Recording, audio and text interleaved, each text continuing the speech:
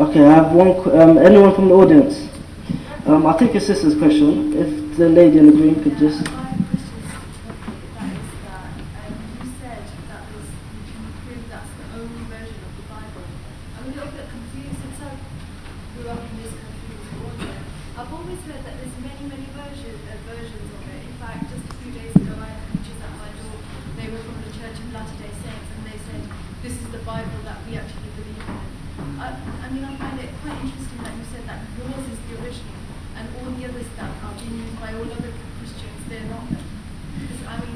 I'm a Muslim, there are sects of Islam, but all Muslims have the same Quran, which God himself has promised to keep the same till the last day.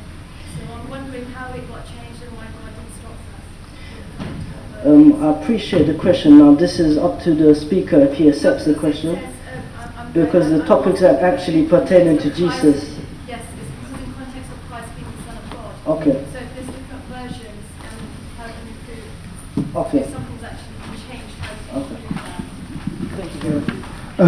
Correction, I didn't say mine is the only Bible. I said, as Christians, this is our authority. I said the Bible is our authority.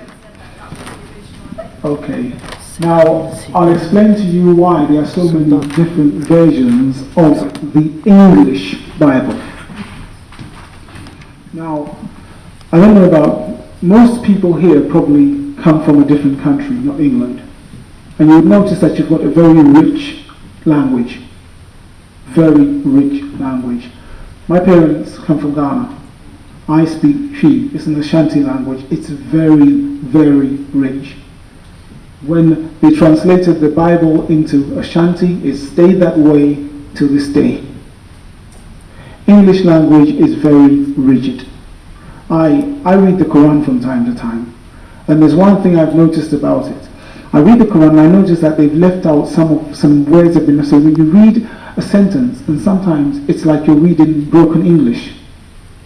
And what I've noticed is they haven't put in words to help understand the sentence. So I have grown to understand that if I read it that way, this is what it means. So I can understand what you're saying. You're saying that the Quran has been kept that way. Because the English language is very, very rigid, it is. What they do is, when they're translating it, they put words in to help understand the verse. Now, if you get yourself, let's say, New King James Bible, it will show you, most of the modern Bibles will show you that where they put words in, it's in a different format, or it's in a different print, to help understand that this was just put in there so that the sentence will make sense. So I've got a Bible at home, a different version of the Bible, same English, but it's taken out all those little words that are in there. So it reads like broken English. I don't know if you get what I'm saying. So there are so many different versions of the Bible, modern English versions, but all these versions go back to the same source. I want to talk about quickly about the authenticity of the Bible. First thing is this. These books written in there have been taken and put in there by God. People don't believe that because the Bible talks about itself. The reason we can say that boldly is because, as Brother Abdul said over here, the Gospel of Peter, the Gospel of Thomas, the Gospel of Judas, the Gospel of this, they've all come up in the first 100 years of the Bible, of the church. There were so many letters written that it got confusing. But the original ones that were written, Matthew, Mark, those were two key ones that were written very early.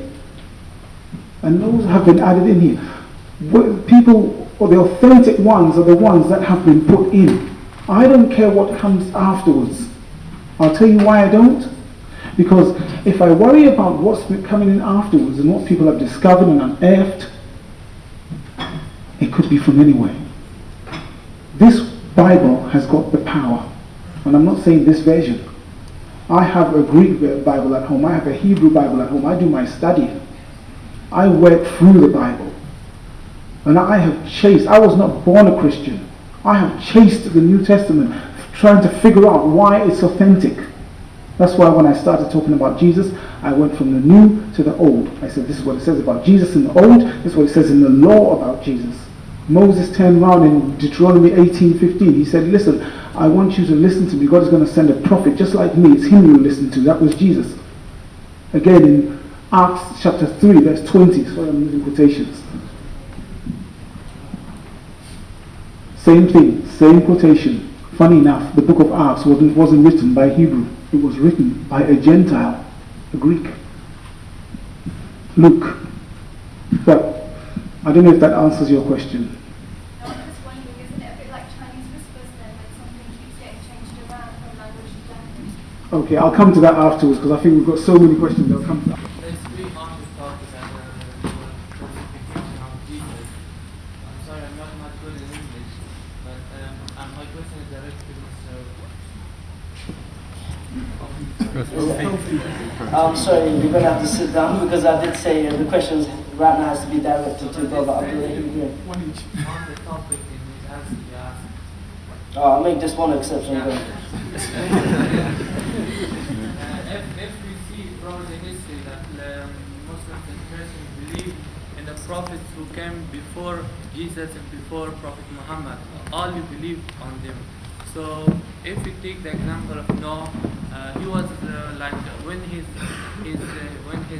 followers did not follow what he taught them, so God sent the floods and destroyed them all except those who believed. Then at the time of like Prophet Yunus, he was in the stomach of whale, but God saved him. And the same is true with many of them. So how can you believe that like God cannot save his own son from crucifixion? Okay, a quick question is, if God has a son, why can't he save his own son from crucifixion? Thank you very much. No, it's not. It can only be a one-part question. I'm very sorry. Brother, I have so much. Please, bear with me, please. Why God has to, when he has saved his prophets, why he has to sacrifice his own son for the evil?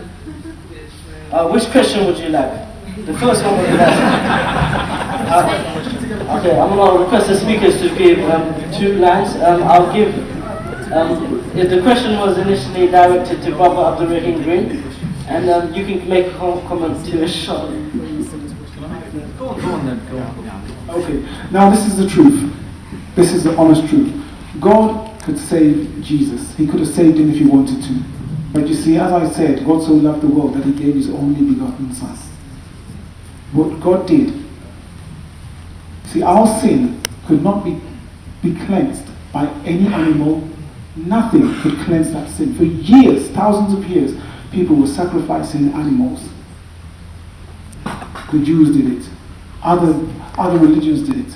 But you see, the only thing that can wipe away the sin of man is if man made a sacrifice. But there was no one pure enough. That's why Jesus was born. Jesus was born as a man. But you see, with purity, without sin. He had to be a lamb without sin, to be sacrificed, to pay the price, so that we do not go through eternal damnation. Raheem, would you like to make a comment? Okay, brothers and sisters, I have to tell you, this meeting is going exactly the way I didn't want it to go. I'll be honest. I don't like these type of things.